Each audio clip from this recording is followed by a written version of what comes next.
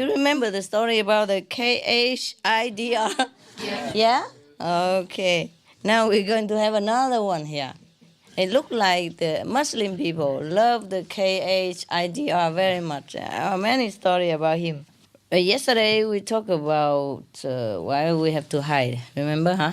Okay. Yes. So maybe the KHIDR, he's a real dervish, so he wants to hide all the time. So we don't see him often. He's just a spirit, like an invisible helper. Yeah? But I don't know why he's green color. Very green. Go green, huh? Go green, ever seen already? Like Milaripa. Huh? If I remember, Master Milaripa eating so much. Green, oh, Green, no? probably, oh. But this guy is not physical. He probably want to remind you to go green. Yeah. Be veg, go green. Yeah. Good idea. Good idea. So the Muslim people has been going green, huh? Before we even talk about it. It's always fashionable, eh? Actually, I should wear green all the time, no? But at least I have some word here, be veg, go green. Yeah? Save the? Okay, good. We are still saving it. We're trying. We try our best. Okay. We talk about the Sufism, remember? Yeah. Yes, and the Sufism is one of probably the revived Muslim at that time. We already talked about why in many different religions they have different denomination, remember? Yes. Yes. So Sufism is also one of the denomination for Islam. Perhaps later on they have to change the name, the title. In the Sufism tradition, there was a master called Ibrahim ben Adam. He was a master of Sufism at that time. Maybe enlightened, looked like, yes. Otherwise, they wouldn't have called him a master. And he sat in the forest. There was a clearing in the forest, and he was sitting there, contemplating on God, on Allah, yes. And then he saw two dervishes coming toward him where he was sitting. He welcomed them, and they talked of spiritual matters until evening came. When the night fell, Ibrahim invited the travelers to be his guests, at dinner. Immediately, of course, they accepted. What do you think? Would you accept it? Huh? Yeah. Is there anything else to eat there? Berries. Okay. A table was laid with the finest food appear before their eyes. Wow. Isn't that nice? Let's see where from. So, one of the travelers asked Ibrahim, how long have you been a dervish? Because this kind of miracle, yeah, must have been a long time practitioner. That's what they think. So Ibrahim said, 2 years. So one of the men said, oh, how come? I have been following the Sufi path for nearly 3 decades, and I have no such capability that you have shown us today, like you have manifested a banquet like this to us. He said he'd been practicing for 30 years, and he has not the capacity like this. Ibrahim kept quiet. So when the food was almost finished, a stranger in a green robe entered, the glade. He sat down and shared some of the leftover food with them. All of them present realized inside that this is the KHIDR. They all realized at that time that this green man probably glowing a little bit. Or just go in the forest and wear green like that. That must be the KHIDR. What else? So they realized that. So they waited for him to impart some wisdom of the truth to them. But when he was living, the KHIDR said to them, "You two dervishes," dervish and Sufis are the same, okay? The people who follow Sufism, they are dervishes. Yeah, either they say that or Sufi's master or Sufi's follower. Same, okay? "You two dervishes wonder about Ibrahim. But what have you renounced in order to follow the dervish path?" Remember they asked Ibrahim, how long have you been a dervish? Practicing. Yeah. So he said 2 years. So now the green man, I make it short, okay? KR, yeah? The first and the last. The KR said to them, "You've been wondering about Ibrahim. But you must know, there is a big difference between you and Ibrahim." What difference?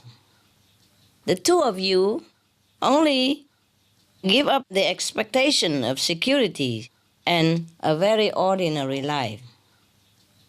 Now Ibrahim ben Adam, otherwise, was a mighty king, and he threw away the sovereignty of the Sultan of Balkh to become a Sufi. See, he renounced a lot, and the other two renounced almost nothing. This is why he is far ahead of you. During your 30 years, too, you have gained satisfactions through renunciation itself. This has been your payment, but he has always abstained from claiming any payment for his sacrifice. The man in green. After saying that, he disappeared. Wow. So, there's no hope for any of us here, you know? Because we were neither king nor queen nor any royalty. You see, there is a difference. There were same actions, but the outcome is different. Why is that? Huh? The motive is different. Yeah? Expectation different. Why does he say that you two gave up only the expectation of security and an ordinary life? What did he mean by that? Job, family, friends, relatives. If they even had a job, if he even have a family, yeah? If they even have any friends or relatives. Some don't have any, yeah? Or some relatives don't want a friend run away, yeah? And the employer always kick them out. Okay. Now, suppose they even have job, yeah? Family, friends. Then the KR, the spirit of Sufism, meant that they only give up very little. It's not much anyway. He said you just give up the expectation of security. That means that you may expect that you have security through job, through friends' help or family support. But you expect only.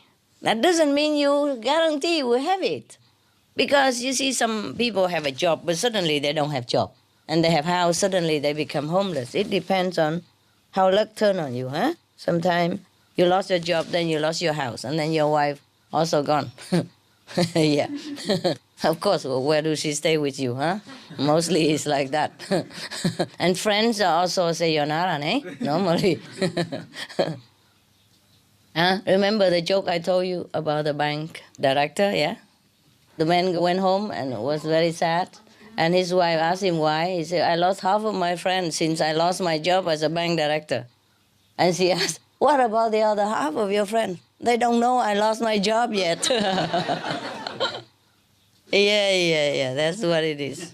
So when he say you just gave up the expectations of security and an ordinary life, he meant even as you say that you renounce something, but it's not much that you have renounced. So when we are in the world, we expect, that, okay, we get a job, yeah, and then we have a good wife and have a good family. We expect everybody grow up, dreaming that you're going to have that. It's normal. Expect, but nevertheless, not always get, right? Not always get. Therefore, many people don't have job or family broken, everything happen, yeah? So what he meant is, You just gave up a very uncertainty, hope of a secure, comfortable, and good life only. You just give up that hope only. Yeah, you renounce the world. But the world might have renounced you. If not now, maybe later, yeah? Or already did, yes.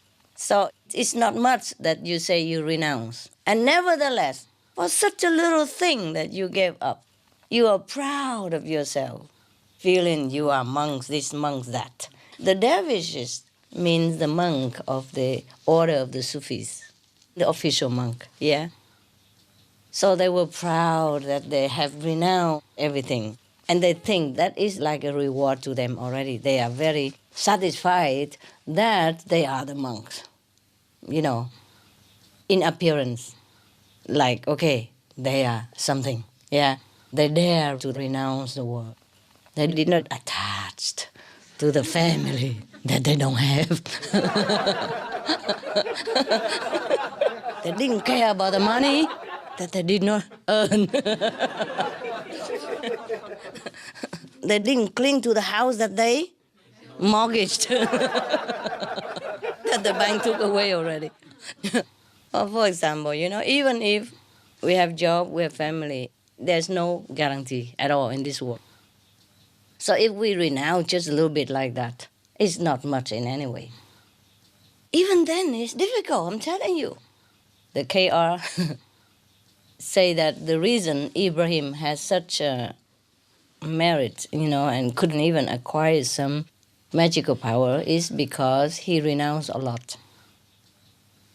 He truly renounced in the whole sense of the word, that renouncing, yeah.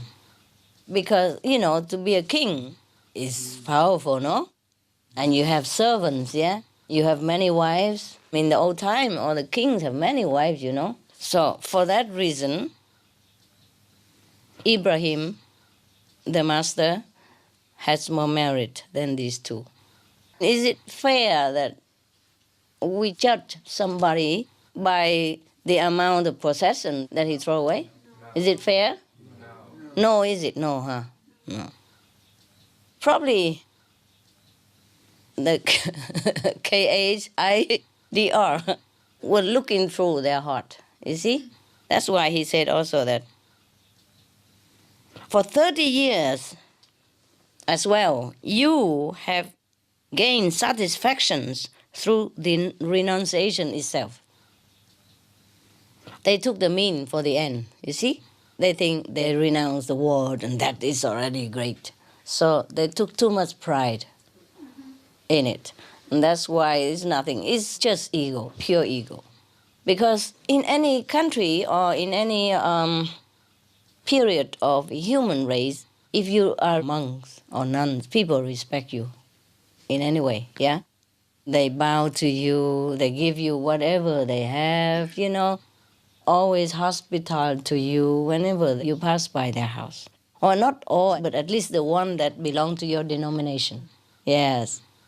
So people give them so much privilege. So the monks and the nuns would be very difficult to keep their ego in check.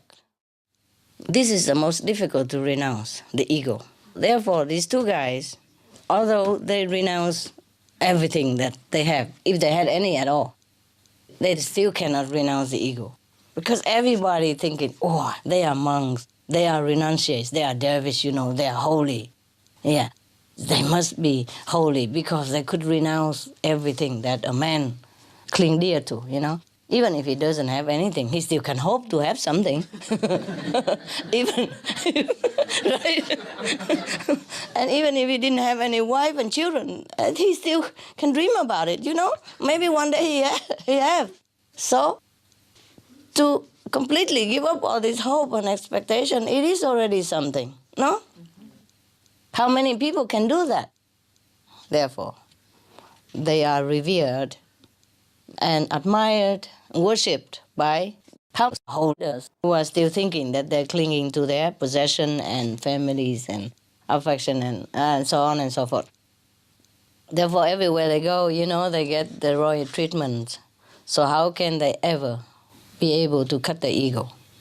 This is very difficult for them. I'm telling you all this to say to you also that heaven is also not fair. The Lord of Karma is not fair. You see?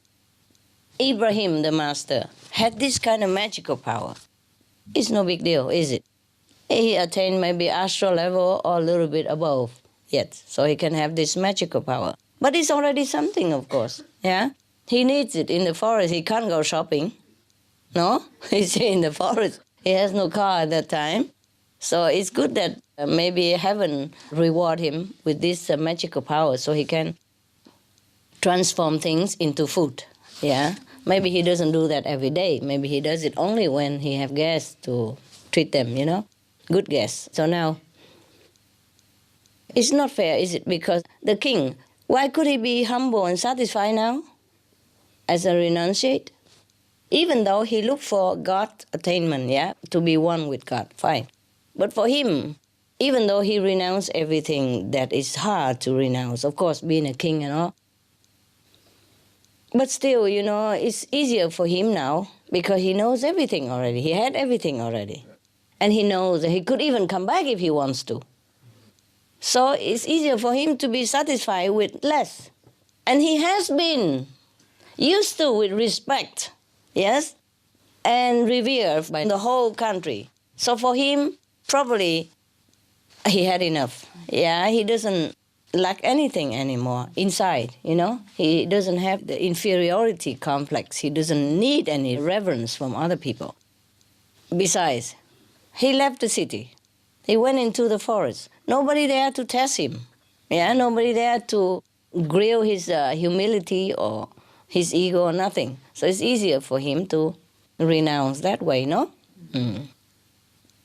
So I don't think it's actually 100% fair to judge the two monks by not being too humble and to praise King Ibrahim for being, too modest. But maybe it's just the inside, you see? Yeah. It's not that easy either. It's not that easy either. Remember the story I told you long ago of a prince, yeah? He thinks he renounced everything. He wants to come and learn with the famous master, enlightened master. And the master thinks that he's not ready. So he did not impart to him anything yet. He makes him work and wait. So the wife of that master feels sorry for the prince and say, why don't you give him something? You know, initiate him. Give him some instruction. You just let him work and wait like that. He's a prince, you know, and he renounced everything to come here. He didn't even bring servant or anything, so he's already very ripe. He's good, he's humble. The master said, you wait and see. Tomorrow, you throw garbage on him when he passed by, see what he say, and then come back, tell me. The prince came in the morning passing by, you know, in front of his house, and she throw garbage, you know, from the second floor, she throw it on his head. And he get mad. You, whoever did this, must know I'm the prince so-and-so. If I was still in the palace, you see what happened to you. Oh, lucky to you that I, try to be humble here, etc., etc. Okay, so the wife told the husband, yeah, master husband, and he say, I told you, he's not ready. Okay, long time afterward, the prince was just trying to calm his mind and do some work for the master and serving in all humility, yeah, still outwardly, apparently, very humble. Do everything master say, yes sir, yes sir. And then the wife, felt sorry for him again. And he'd been working here a long time and he does everything we ask without complaining. He eat what we eat. He slept, the way we sleep on the floor, and he wears, humble, very tattered clothes the way we have. He doesn't ask for anything. So he must be right by now. He must be ready. He's a prince, Come here. And the wife also prestigious disciple, of course, nah? Yeah. Imagine if it's on the news, nah? CNN, 6 o'clock. Oh, okay, love it. So the wife keeps saying to the husband, the master, oh, please give him something. She worried that he will be out of patience, yeah. Maybe she felt sorry for him, maybe because the wife is not necessarily be as a high level as the husband master, no, even though they're together, but doesn't mean that the wife is the same level. So she judged differently than the master, yeah. She didn't know much of the human inward development. She kept edging him to give him initiation. What if he run away and then we lost the big disciple, no? Big fish, no? Yeah. So the master said to her, no, he's not ready yet. The wife could not believe him, you know. After all this apparent humility, you know, and so diligent work for a prince, you know, his hand already calloused and his feet, he walk barefoot, it is already look like a farmer now, and he wear tattered clothes and eat coarse food, and he doesn't look like a prince anymore, and he still hang on, yeah. She felt that he's good, and very, very sorry for him. But the husband, the master husband said, okay, never mind, okay, tonight, you fill your night pot with everything you can. You know the night pot? Yeah. And then in the morning when he passed by, you throw it on him. In the old days, they don't have toilet in the house, nah? They they empty everything at night in the night pot, no? They going out at night, it's dark when there's, you know, they live in a primitive area, maybe it's a tiger jungle or something. Yeah, and it's dangerous to go out at night, so they do it in the house, in the night pot. In the morning, they put it outside for the scavenger to take away. That is a normal thing before. That's why the scavenger have the job to do. Okay, now, in the morning, you throw it on him, and then you tell me how he reacts, and then we will see, okay? In the morning, she did exactly what the husband told her, the master told her. And then the prince, oh God, he jumped around and he smelled himself and oh, he cursed heaven and hell, you know. But of course, afterward, he felt that he should not do that. Of course, he knew a little bit, but he didn't know who did it anyway. Okay, fine. So the husband told her, told you? Huh? Told you? He's not ready. He's not ready. So the wife didn't say anything anymore. Until long after, maybe then one day, he will impart initiation to that prince. Yeah, the story did not say anything anymore. Probably say it, but okay, we understand, right? We don't need to know exact end, okay? Yes. Similar to Milarepa, yes, because not only he's eager for initiation, but he knows too much magical power. He feels very powerful. So for him to wait for initiation and working hard like that and had nothing, he feel kind of degrading and unfair treatment. That's what it is. So this prince is the same, huh? He felt like he renounced the whole kingdom, huh? Yeah, because he will become king later, you know. Even if he come back to the kingdom, for a prince to go there barefooted and eat the coarse food and sleep on the floor, you know, the way poor people do and work like a poor person, you know, for the master so long, he felt like he has not been treated well. You see, that is the problem with the ego. When we do something, we feel like we're entitled for reward. And that's why he didn't get it. Milarepa also felt that way, so that's why he didn't get it for a long, long time. Even if he cheated, he went and said to the chief disciple somewhere else to give him initiation, he got nothing. No experience, because he wasn't sincere enough.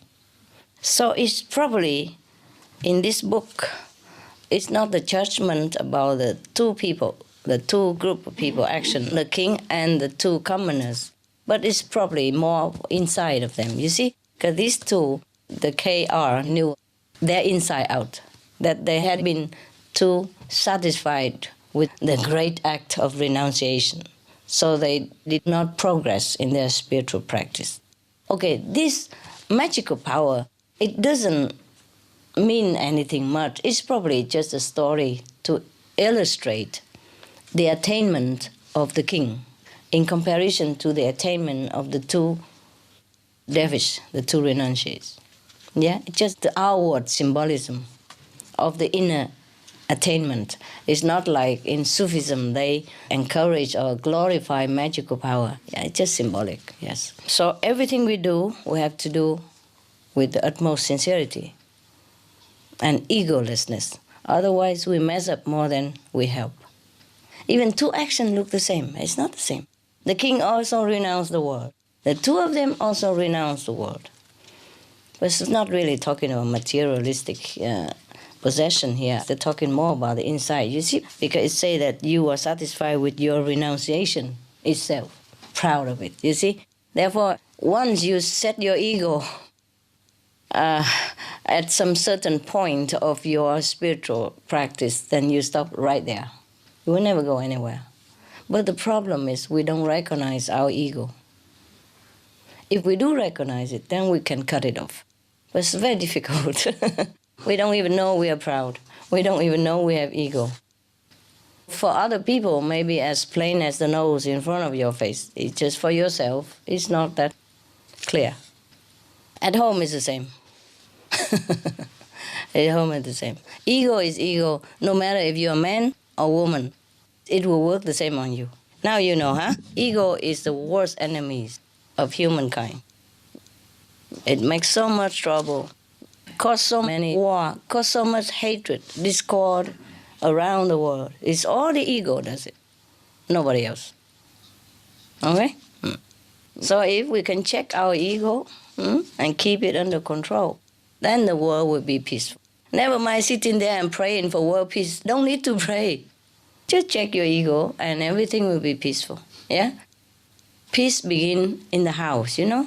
But many houses don't have peace. That's why world peace is difficult.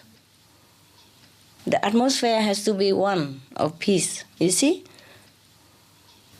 And it should start in here also. But that is not that easy, is it, huh? No, it's not, you see? Because it's one thing that he knows better, even better than the master.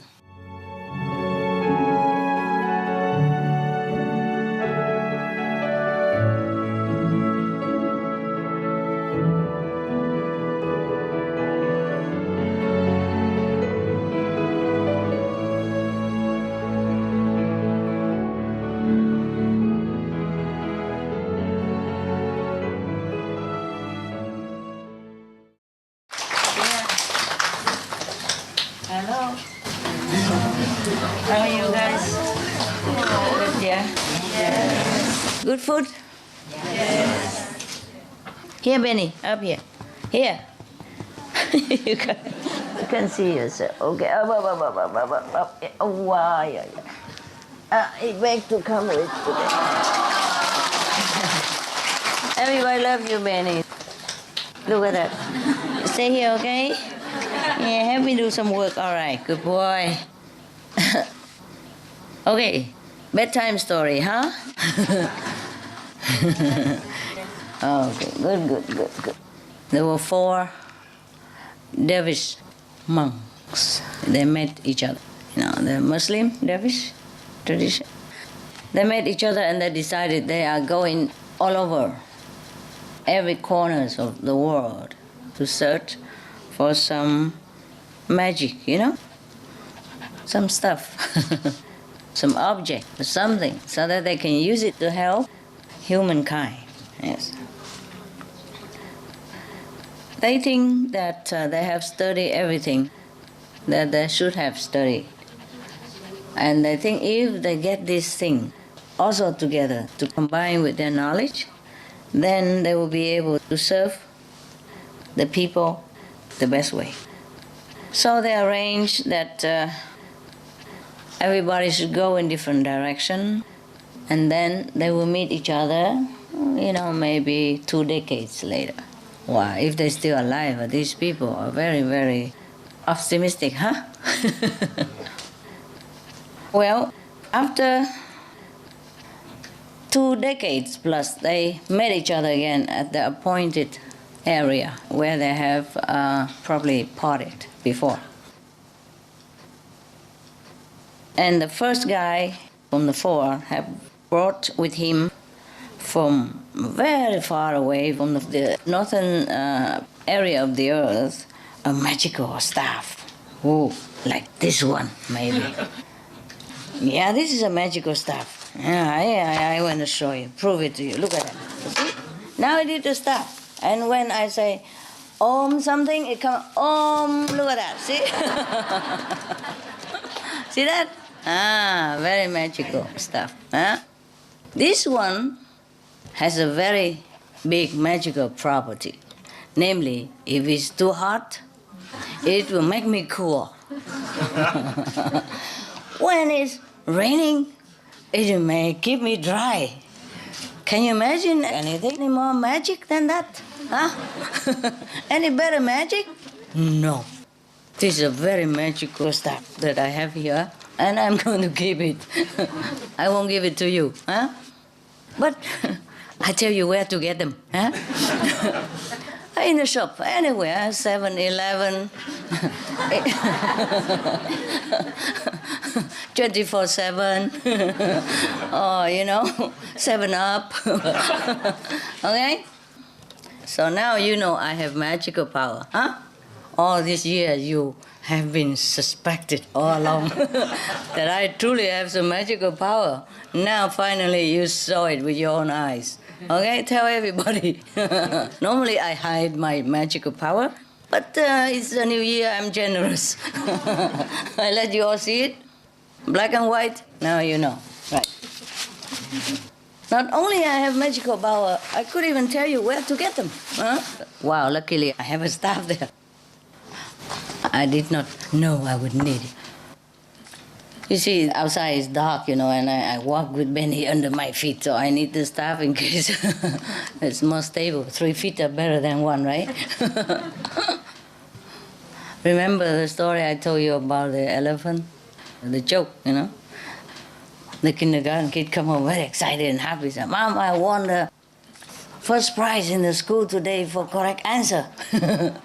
So mother says, oh, what was it, the question?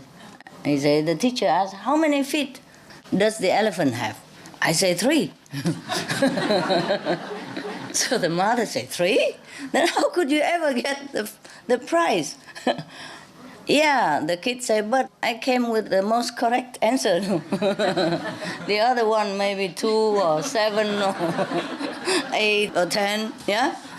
So he's the most correct one.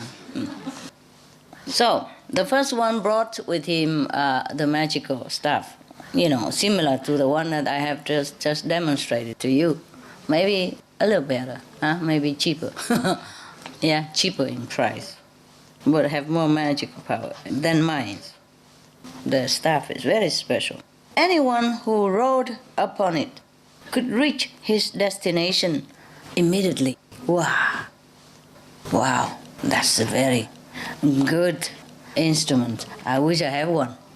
I can exchange this one for that one willingly, yeah? And give him some also blessed candies, to make up the differences, yes. So now, the second monk, this dervish tradition in Muslim, they have rank, like in Buddhist, they have like the most venerable and then the reverend, yeah? Thượng tọa đại đức, and in Christian they also have, number 1 is a pope, we all know, and then cardinal, yes, and then archbishop, and then bishop, So the second one brought with him the magical hood. Whoever put it over his head could immediately change his appearance to resemble anyone in existence. Wow. So this hood is a very special hood. If you put it on your head, yeah, and then you look exactly like whoever next to you. So that's a very good disguise, huh? The first one brought a magical staff. The second one brought a magical hood. The third one, he brought with him from the very extensive travel in the East, a magic mirror. Something I have here. Something like this, a mirror. You see? It doesn't look like anything. Does it look like a mirror to you? No. Look. See, magic mirror. Wow. Who's the prettiest in the land? Who? Me. Look familiar. Must be that one. Okay. So he brought a magic mirror here. This mirror is very special. Whoever look into it, you can see everywhere in the world. We always heard about this crystal of the white witch, of the magician. So maybe it's like a crystal. If you look into that mirror, you can see any part of the world at will. Yeah, like, okay, I'm looking into it now. My magic mirror.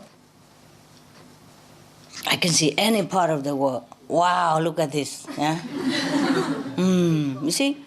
Everybody from all parts of the world come here. So I can see them all. Oh, wow, wonderful. Look at that. Huh?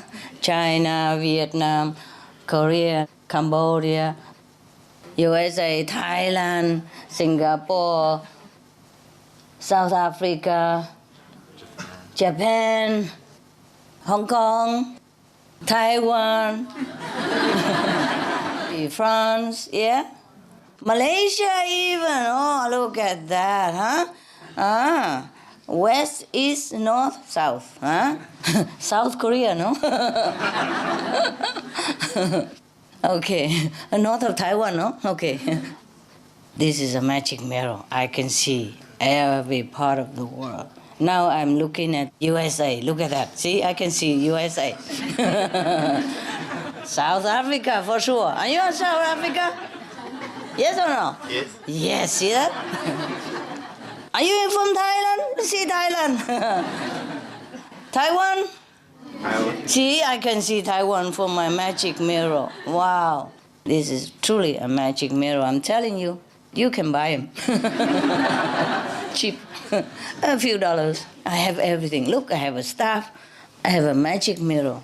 And I have an invisible hood that whoever nearby, I look like that person. The four devils. He brought with him from the very far end of the southern sphere of the earth a magical cup. Yeah, look at that. I even have this magical cup. Wow, this one is more magical. Let's see what the cup does. Oh, any disease could be healed by this magical cup.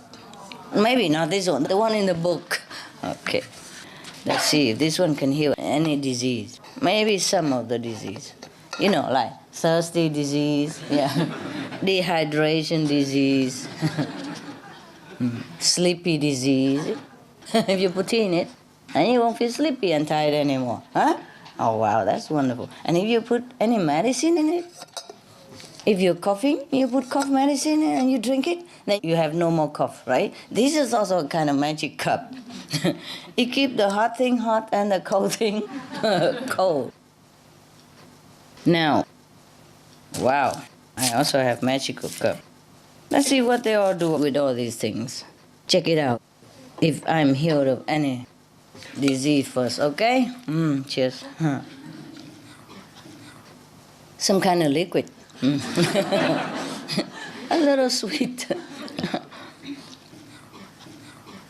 And it's warm. I don't know since when it's been here, but it's been kept warm. So it's a magic cup. How long it's been here? Must be maybe many hours already, right? See? So I have also a magical cup. If you keep here a few hours, it's still warm. Okay? So it's magical. Normal cup, it won't keep warm that long, right? Huh? So this is a magical cup for sure. You keep it because it's magical. You know, this kind, they're lining something inside? The shining stuff? That lining with glass, yeah? So it preserves the heat, yeah? Reflecting the heat with each other all the time. So it keep warm. You keep cold thing cold and keep warm things warm. So you put ice cream and coffee together in there, it'll be okay. And keep cold things cold and warm things warm. All right, so now the four dervish, they are now very, confident with all these magical equipments. So first of all, they look into the mirror to see where the source of water of life. So they can go and find it first, so that they can live long enough to use other magical instruments. Yes. The source of water of life, you know where to find? Anybody know? Yes. Here where? With you, Master. Here, in yourself. I have it, you have it. Yeah? We all have it. We can find it more or we can find it less. It depends how much obstruction that we encounter from the mind. Too much obstruction from the mind make us slow and delay our progress. Yeah, sit there and thinking, oh, how I'm going to find money tomorrow. More money than today. Yes. And how am I going to make my girlfriend loves me more than yesterday? Yeah, etc., etc. These are okay. These are fun things to think about. But there are also other things that is not too much fun. Like it makes us too much trouble. Sorrow, pain, suffering, separation, worry. Yeah, everything that in this world really try to pull us down and make us so exhausted. Thinking of the solution that sometimes we cannot even concentrate to find the source of water of life. But finding we must. Otherwise, not only we cannot solve the problem, we will be suffering more. So meditation is not like for God or for Master or even for the world yet. First, for yourself. Because without it, without water, we die of thirst. Without the water of life, we suffer. Yes, we die inside. We die so much that we keep dying and dying and dying. And it's a very horrible situation if we don't have the source of water of life. If we don't find our wisdom quick enough, then we suffer a lot. N'est-ce pas? Yes? Yes. Now, they have found the fountain of life. They flew on the magical staff together. See, they arrived instantly with the magical staff. And they drank the water. And then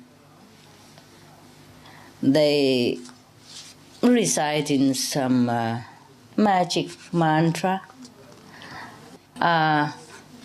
to see who needs their service the most at the time, who is the most in trouble, who is the most in need of their help. So in the mirror they look. They saw a man who was dying. He lived very far away from where they are. But yeah, no problem, they have magic staff, right? It's just mounted on the magical staff, and then in an instant, just an instant, they immediately arrive at the house of the needy man. The man opened the door, but it's not the sick man, yeah? And the four Muslim dervish say to his doorkeeper, we are magical, famous healers. Your master of the house is sick, we understand. So we want to come in and cure him. Of course, the master of the house heard that. So he invited them in. Oh, but as soon as this man saw the four dervishes, his sickness became worse, like he has been hit by a stroke or seizure. Ooh. So immediately he ordered his servant to throw them out. Who wouldn't? Huh?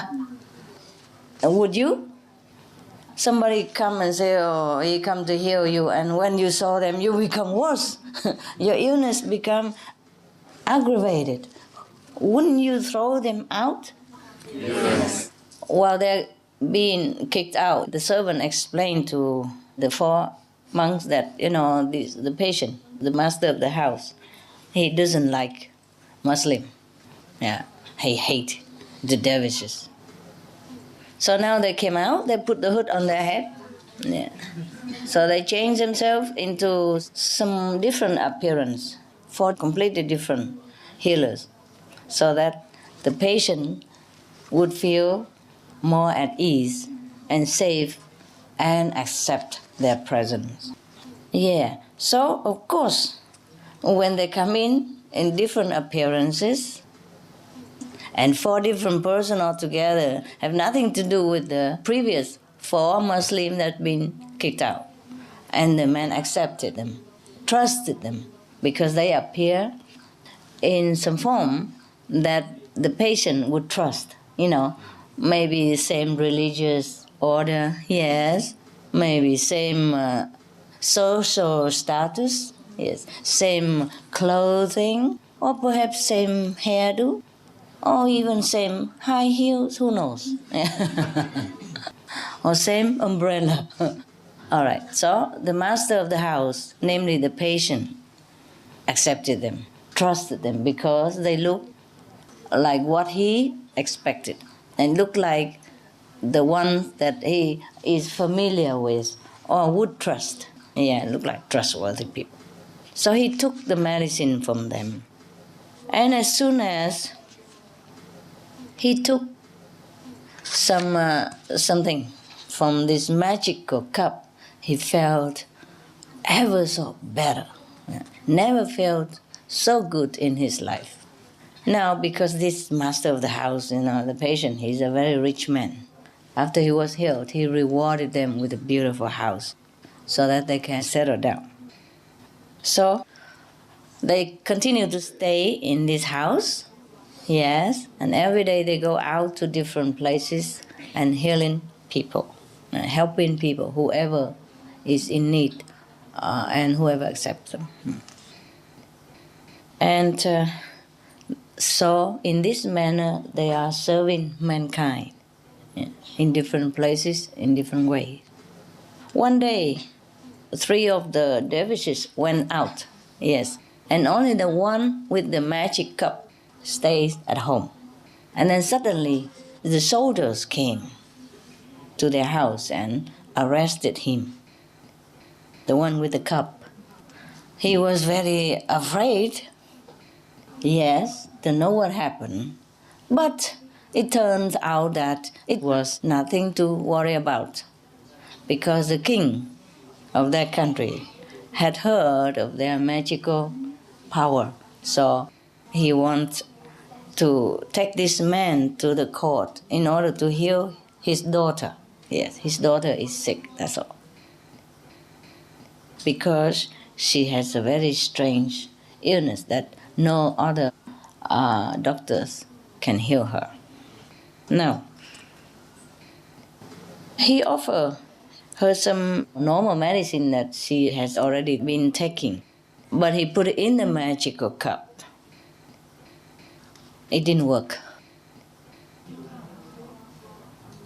because he forgot to look into the magic mirror. Maybe he didn't change himself to suit the taste of the princess. Maybe he looked too ugly. Yeah, and the princess feel worse. Maybe the princess was in love with some handsome guy. And this man looked like the worst of all the guys that she have made. Make her sickness worse, hopeless. Oh, terrible. Because the medicine did not work, even though he put it in the magic cup. The king ordered him to be nailed on the wall. Oh, that's terrible. If cannot cure, why nail people? Huh? What for? Just throw him out, that's it, right? Well, it happened, even sometimes the most famous doctor cannot always cure a person when that disease is incurable, right? It happens, yes. So I don't know why this king is so fanatic and bad. Anything at all, just kill people. Anything at all, nail people. Yeah? Terrible. The dervish monk, of course, tried to explain to the king that maybe he has lacked some time and some consultation and some special ingredients. So please let him have a little bit more time so that he can come back and cure the princess. But the king, hot temper, very dictative. He doesn't believe it and thinking that the dervish tried to buy time so that he can escape. Oh dear. So now he is on the verge of being executed. Yes. And the other 3 monks came home and they didn't see him anywhere. So immediately they looked into the magic mirror to see where their friend is. And they found him. They know that he's going to die soon. So immediately they wrote on the magical staff, go there and rescue their friend. But the king's daughter cannot be cured. They cannot save her because it's too late.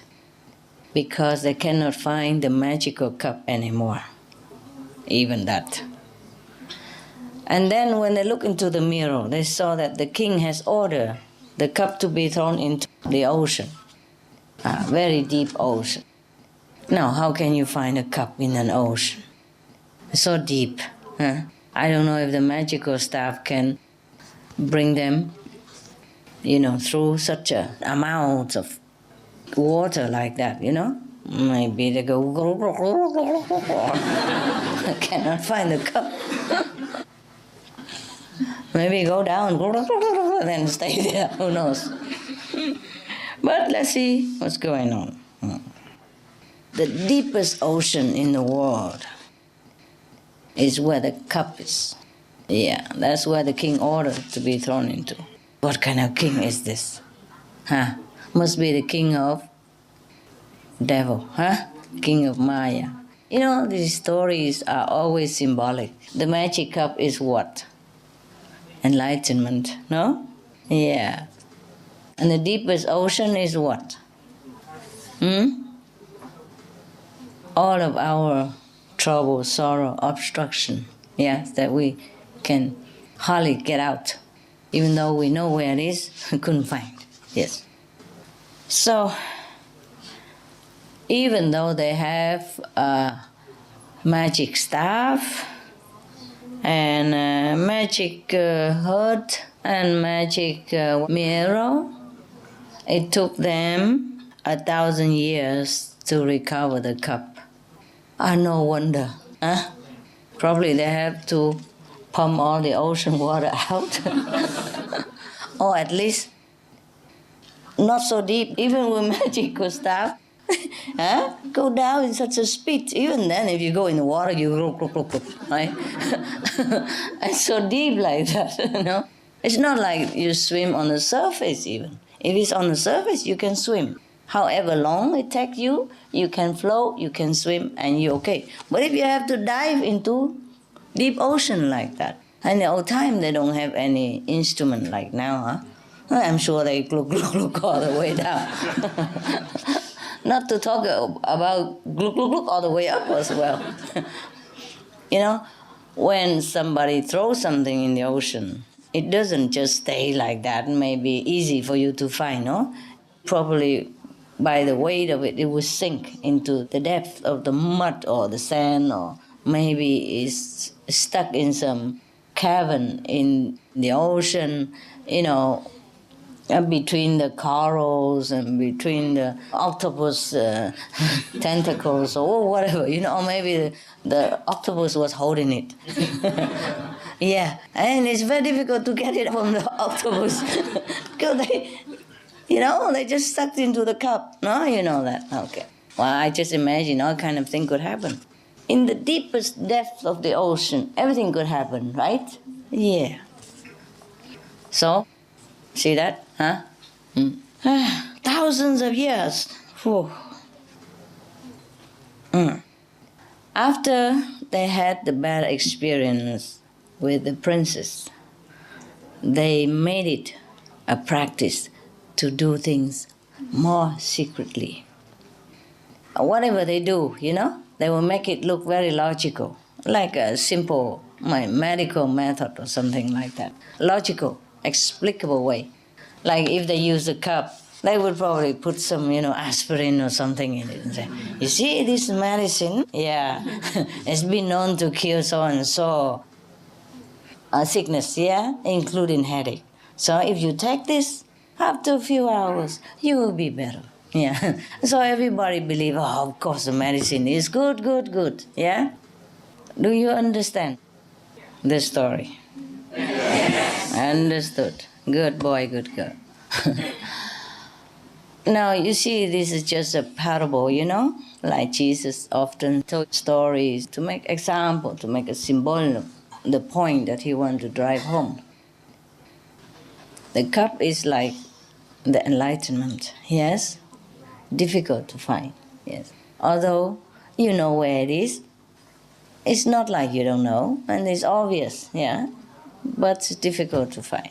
Where there are obstructions, the social preconceived idea about what enlightenment should be, established orders, maybe of religious belief, maybe of tradition, maybe of anything. Isn't that a pity? What is so obvious to us, we can see it with a magical mirror, for many people, is something so mysterious, so inaccessible, so impossible. There's nothing really. It's yours. You have it. All you do is just get in touch with it. Then you have everything else. And then all your worry, your anxiety, yes, your trouble will disappear. Trouble, anxieties, worries, they are also diseases, yes? And sometimes, because of worry, anxieties, it manifested into the physical body. It becomes a real, physical disease. It begins first in the mind, yeah? Somewhere in our thought, in our pattern of thinking. They call it stress sometimes. I'm so stressed out, I'm so stressed out. I freak out. Something like that. Who is it that freak out? It's not the body, it's the mind, isn't it? Yeah? You worry so much, or you're so distressed that you say, I freak out. But who is the I that freak out?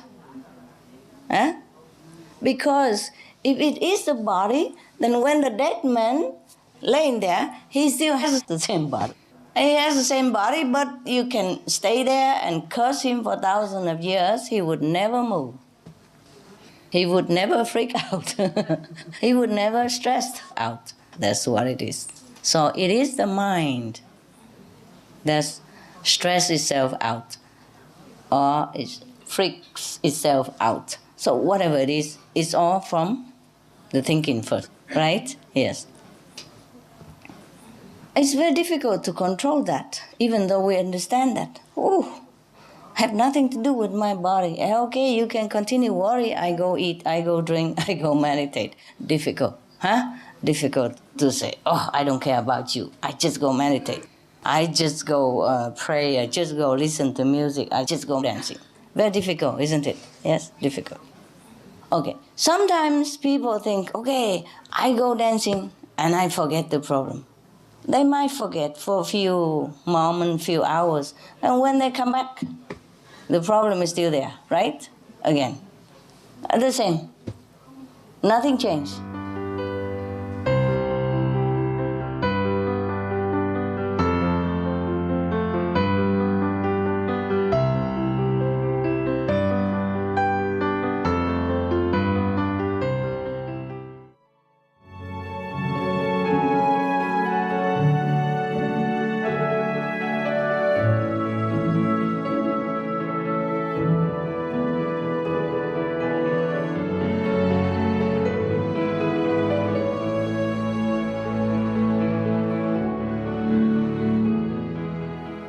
I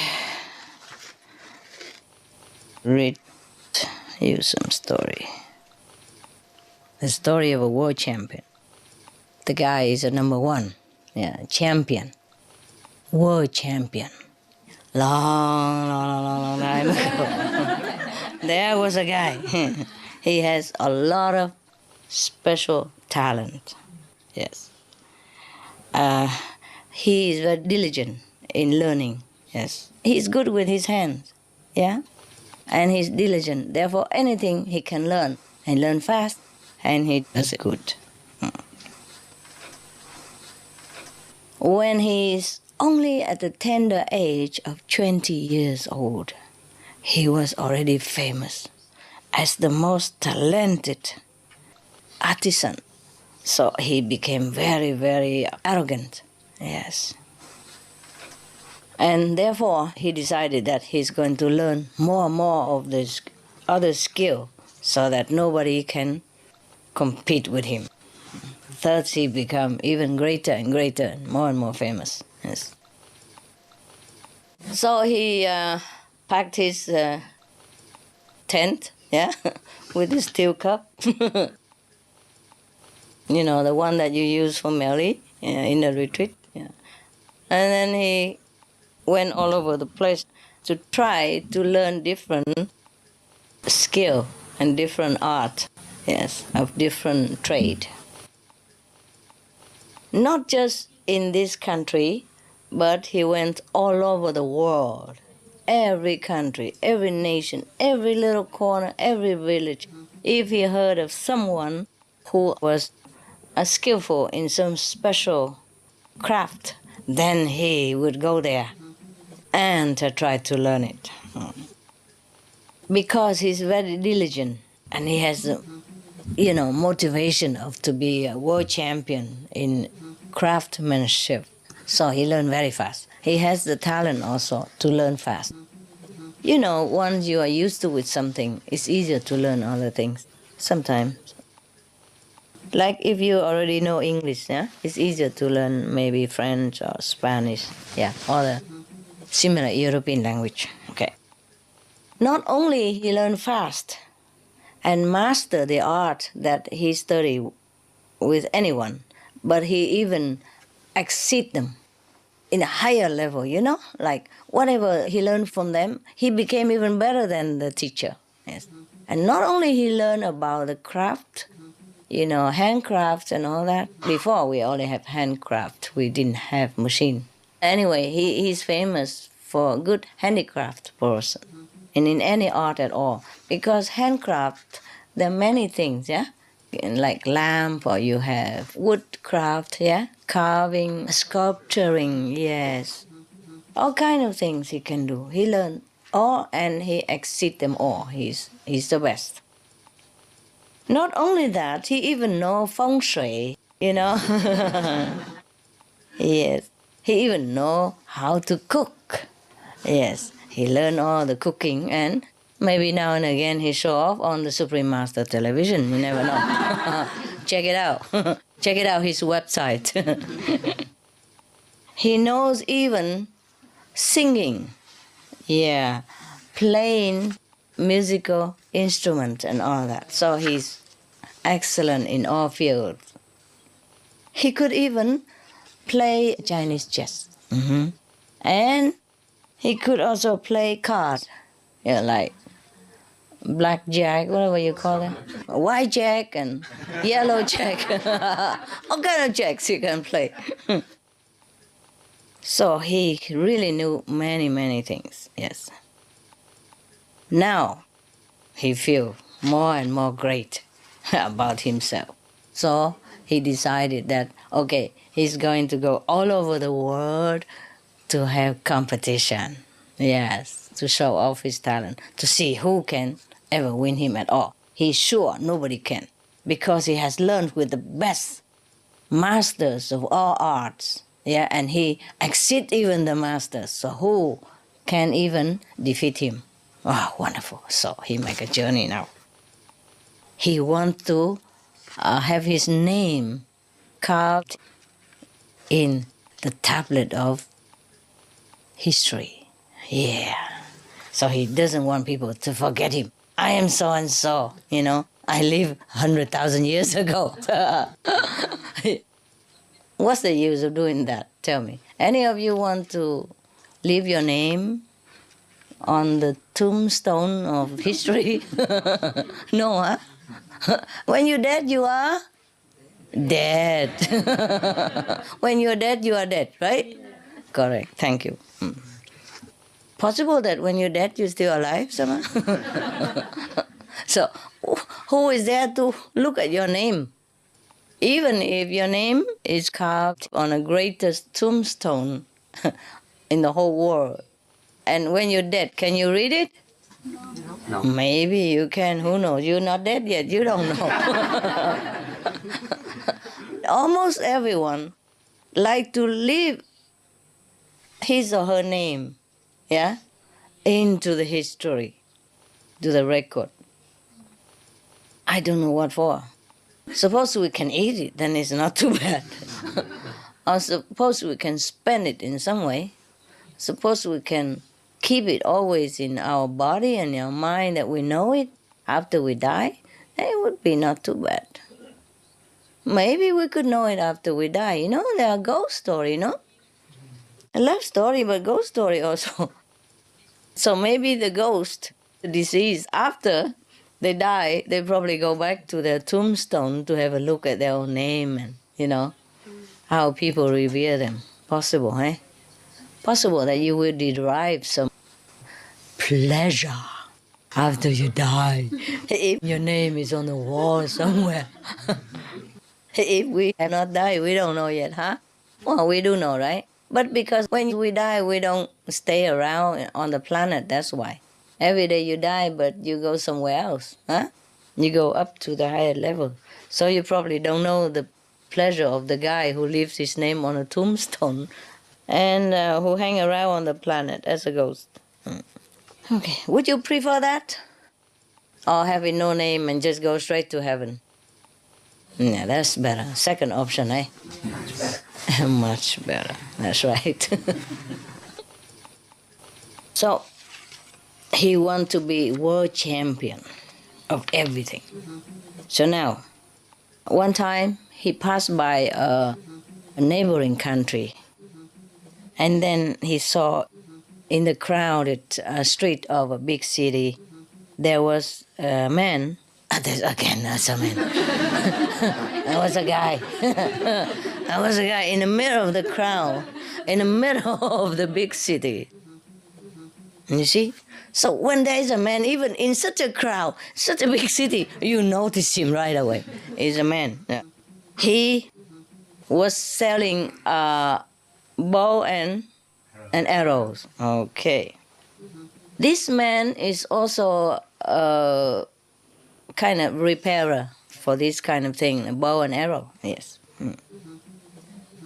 And then he was standing there with everybody else, watching this master of the craft, you know, like bending the wood and taking out the arrow and twisting the wire, you know, and things like that. It's very, very fast and very flowing, so skillfully, so masterly.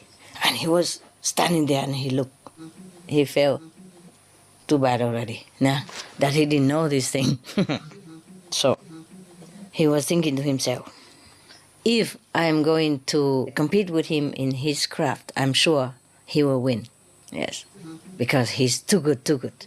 So he come and, you know, pretend to be humble himself and learn the craft from the man. 3 days only, he learned everything from the master.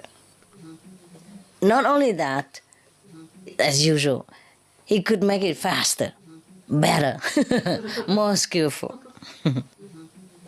Better than the guy. Yeah, this is special. So he say goodbye to the master of the bow and arrow and then leave again.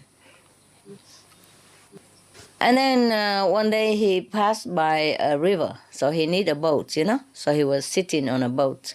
And there was a boatman who was rowing the boat. And he looked at him with his big muscle, you know.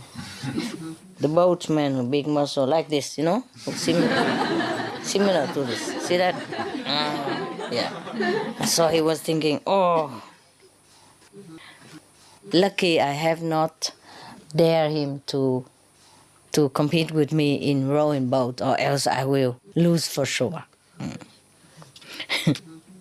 So he was also begging humbly with this boatman to learn the art of rowing.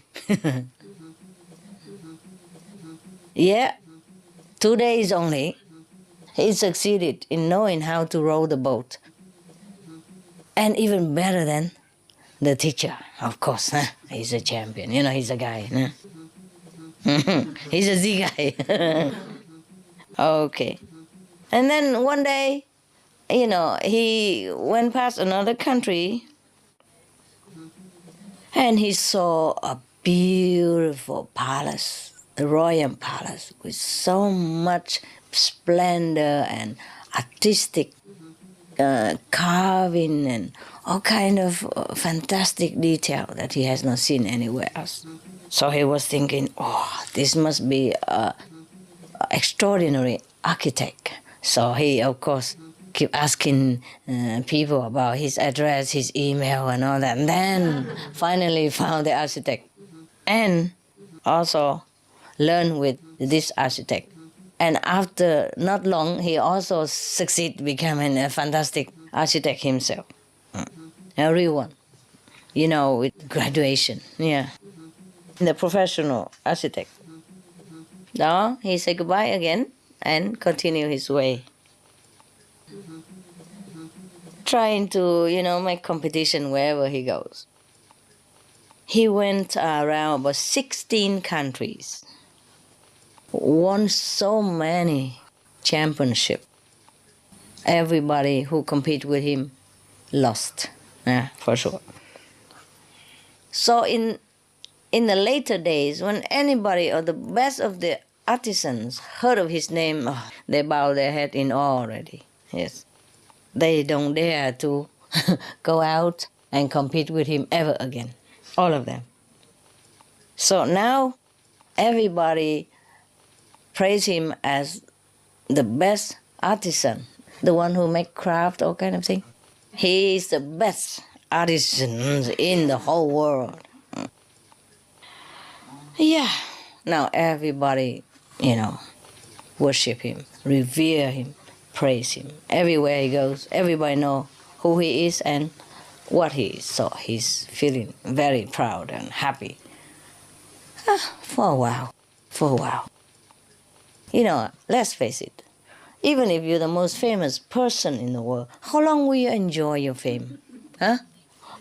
How long will you satisfy yourself with this kind of grandeur, hey? You can't eat it all day, no? Breakfast, lunch, and dinner. Even the best food in the world, if you keep eating it every day, you also feel fed up, no? Right. So therefore, this guy is the same. After enjoying this glory for a while, he became a little bored. He felt a little lost, you know, lonely, because nobody could match him. Oh, that's a terrible feeling.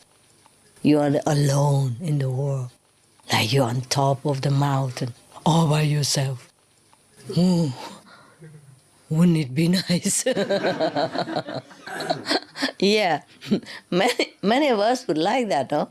You always complain to me, oh, Master, I like to go in the Himalaya, sit in a cave somewhere and meditate. Yes, because I'm so bothered by family, you know, friends, job, trouble, tax, you know, bills and all kind of things.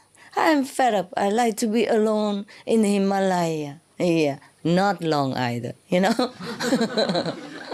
Yeah, you feel also bored alone there. Maybe not. Truly it's nice to be alone. Have you felt that way sometimes when you have a chance to be alone? Yeah. Wonderful, huh? Yeah, talking about it. I know it well. The niceness of being alone, of solitude, the mental tranquility, no bothering, no worry. That's the nicest thing you can have in the whole world. You could be alone and do what you want. Yeah. Not just meditation, but just be alone. And the mind's more calm, all the people's ideas, questions, demands, not dancing in front of your nose anymore. And you just calm down and you just be yourself. Yeah. You can see yourself clearer, better. Yes. And sometimes better idea comes out. But the thing is, better ideas come out, we better go and use it to serve the world. That's why we come out. Or else, it's nicer to be alone, chewing over your ideas. So, it was very lonely. And then the Buddha know about him. Now, there comes the Buddha in his life now. The lonely and isolated and, too much of the good things. Like, the Buddha wanted to help him, this champion. So Buddha, of course, wear a monk's robe, like a bhikkhu, huh? And then he has a arm bowl with him, for food. And he came and meet the guy. The man was very kind of surprised, like a little bit perplexed, because wherever he went before, up to now, nobody was Buddhist. There was no Buddhist where he has traveled. So he doesn't know what kind of clothes the Buddha was wearing. He felt, this is a very funny clothes. So he asked, the bhikkhu, the monk, he called it bhikkhu. I have gone, visited many countries, but I have never seen anyone who wears such clothes like you do. What kind of profession you have? If your craft, anything different from other craftsmen or other artisan or not? So the monk, who was Buddha, answered him, say, my profession is repairing the mind and the body. Like speech, body, and mind, something like that, Okay. The guy has never heard of such a profession, So, of course, he asked, how you do that? With what kind of instrument? Like, okay, if you carve the wood, you have to use a carving knife. You do the sculpture, you have to use sculpting instrument.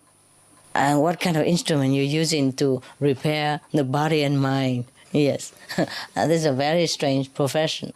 And he was very surprised and interested. So the Buddha, of course at that time he doesn't say he's a Buddha. And the guy also wouldn't know what the Buddha means anyway. So the Buddha explained to him that if a person who wants to repair and adjust his body and mind, whoever wants to do that, must have a very special talent. Yes. That you can have a victory over yourself first. Because if you have not had victory over your own self, then you're not a champion yet. You're not great yet. Yes. To be able to be a great person, you must be able to win over yourself, not somebody else. Oh, this guy has never heard of this before. He said, oh. If, the Buddha continued, if a person has attained this state of his mental victory, over his own self, then he became a very bright, illuminated person. And his illumination, his brightness around him could pierce, all the corner of heaven and earth. Yes, his light, the light from him will pierce heaven and earth. So this man, of course, doesn't know anything like this before. Yeah, how can you even have light that pierces every corner of heaven and earth? Wow, this must be a very special artisan. Okay, so the all-star world champion was very interested and very happy. So he, of course, begged him to teach him all this craft, how to repair and adjust your body and mind. So, of course, Buddha taught him the six perfection in the Diamond Sutra. Something like 布施哈、持戒哈、忍辱哈、精进、禅定、聚会. Yeah, do charity, good deed, keep the precepts, diligent in your practice, patient, endurance, meditation, yes, and then wisdom, etc., etc. There's a lot of things that he have here also, tons of stuff that the Buddha taught him. The Buddha further told him that only the one who can have victory over himself could be truly liberated. Yes. Even if you are very, very good in any craft at all, this is only for earning a living. Even if you win over the whole world, you're champion of the whole world, this is only temporary. Yeah, nobody remember afterward, and you can't do much about it. You still die like everybody else, and you will not know where you're going. So the Buddha kept teaching all that. He said that if you learn to have victory over yourself, that is the best victory, the only victory you should have. And then you will be able to liberate yourself from the circle of life and death forever. I agree. Don't you agree? Yes. Could be like that, huh? Should be like that. So after just listening to the Buddha's advertisement, the champion, of course, loved very much and, respectfully bowed to the Buddha and request him to teach him. After a while, he also became Arahant so quick. Luckily, he didn't surpass the Buddha like usual. Become Arahant. That is a very enlightened person already. This is a story in a Buddhist scripture. Huh? Probably it's a true story. Yes.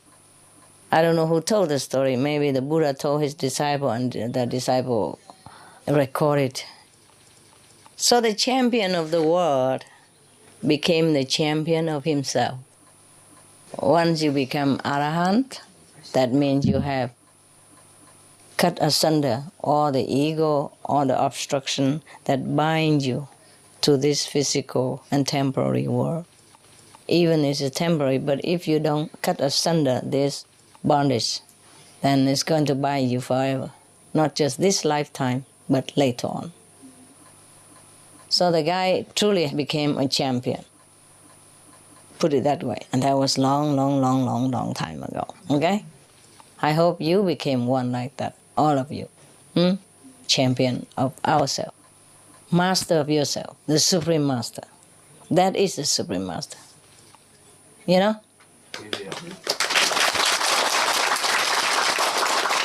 Okay. So it's no big deal to become a champion of any kind, even boxing champion or karate champion, anything champion. If we don't win over ourselves, then it's no use. We will die. A weak body like everybody else. And it's just good for the worm. At least good for something after we die. Okay. Now, this is a very good story. You know why? Not because he has win over himself, but because I'm surprised that such a guy, so talented, champion of everything, and still can have enough humility to learn with the Buddha and became an Arahant. That surprises me, and that impressed me a lot. Because most of the people in the world, if they are somebody, it's difficult to become nobody. Because in a spiritual practice, we truly have to become nobody in order to become somebody, right? The ego has to be gone so that we can do great things. Because ego is the worst thing that obstructs us all the time. If we think we are something, we are somebody, we are so great, we know everything, then it's very difficult for true knowledge to emerge, not like to get it from anywhere, but to emerge from ourselves. The ego is there, keep thumping our true self down, and we just think, oh, I am a good artisan, I am a good jeweler, yeah, I'm a good shooter, I am a good lawyer, I am a good doctor, I am so and so and so. But in fact, we are not only that. This is just the thing we learn from the world. Everybody can, yeah? Everybody can. If we're diligent and with a little sharp attention, we can learn to master any art in the world that can be learned, you see? But we are not even the need. We don't even need to learn. We are not the mind, we are not the brain that's learning. After we die, even if we lay there, full brain, full body, and we don't function. So the guy who keep the body function, that is the real guy. That is the true self, and that knows everything without learning, without needing of any craftsmanship, any study, or any practice. I'm really surprised that such a man like this, who knows so many things, who travel the world and master all kind of art, and still is humble enough to bow in front of a Buddha and accept him as a teacher so that he can repair, adjust his body and mind. That is difficult, very difficult already. But because he can do that, that's why he can learn fast and become Arahant very fast. I guess after he climbed up to the mountain of fame and glory, he realized in his heart that these are nothing, nothing at all. But a lot of people in this world die for that, for this nothing. Yeah?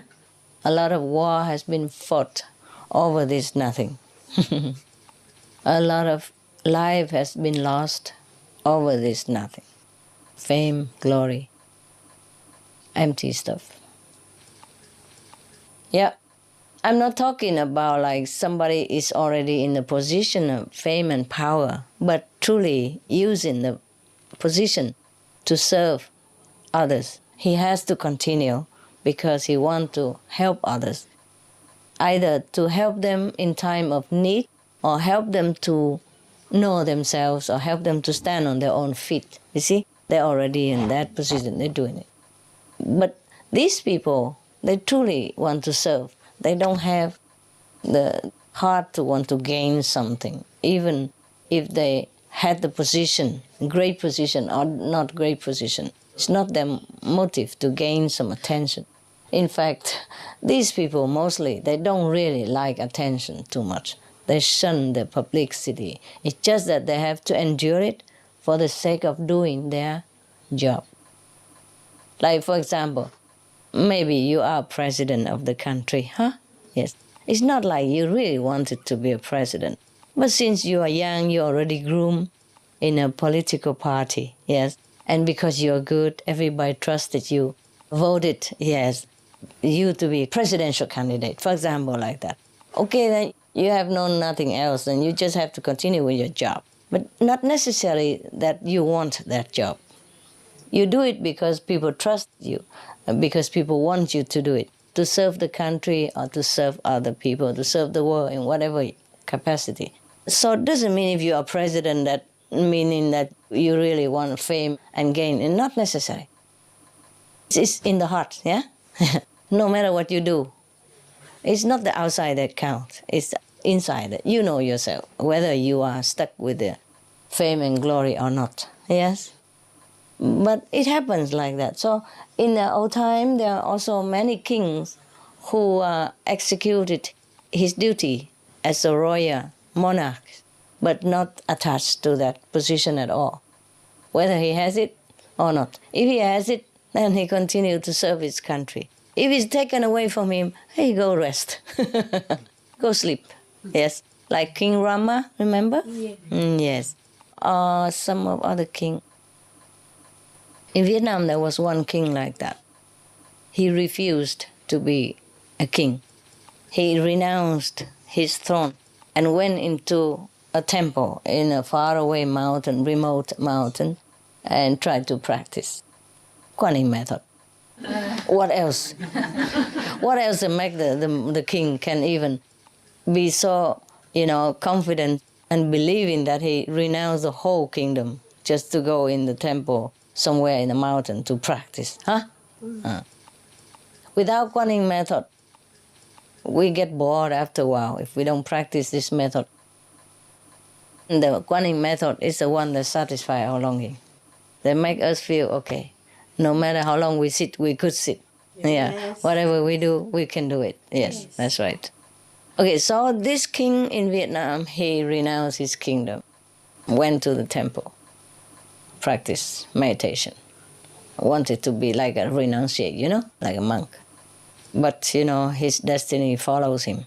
The whole court officials, namely led by the prime minister at that time, he brought the whole officials, everybody, from the royal court, yeah, he brought them all to the temple.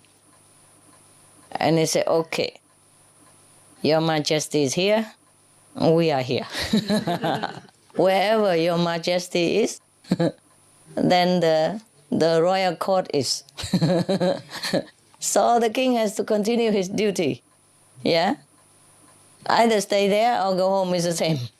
They just say that wherever the king is, the whole royal court will be. That's it. That is the famous saying of that prime minister. That means you can't run away from your duty. That's what he meant. So, of course, what do? You just go back to be a king again. Whether you are in the temple, a king, or you go back to the royal court and be a king, is the same. It's the same job. So might as well do it. Yeah, go home and do it. I guess he would go home and do it. I guess I would also go home and do it. What's the use of bothering all the poor monks in the temple with all this noise and ceremonies and stuff, every day they do in the royal court, yeah? 60 meals per lunch or something like that. So even if the Vietnamese king left the temple now and went back to become the king again in the court and continue, doing what he did and being what he was, do you think he was really attached to fame and glory? Huh? No. You think, now he feels sorry, regret, living in a temple is too poor and too ascetic, so he like to go back home and be a king and have power over the country again? No, huh? No. Now, even if he's a king or not, he just have to do it, that's it. There's no attachment, no desire for fame and power in his heart. That is what it is. So it doesn't matter what you do, yes? It is your heart is important, whether or not you are attached. So it doesn't mean that if you're king or if you're president, that means you are hungry after power and fame. Not necessary, not necessary. So we cannot judge a person by his or her position, yes? But you have to know that person in the heart, yeah? Okay. All right, I hope you know your heart and that you are very, very attached to the world. Yeah, all kind of things that bind you there and you liked it, huh? Who knows, maybe. Yeah, see you. All right.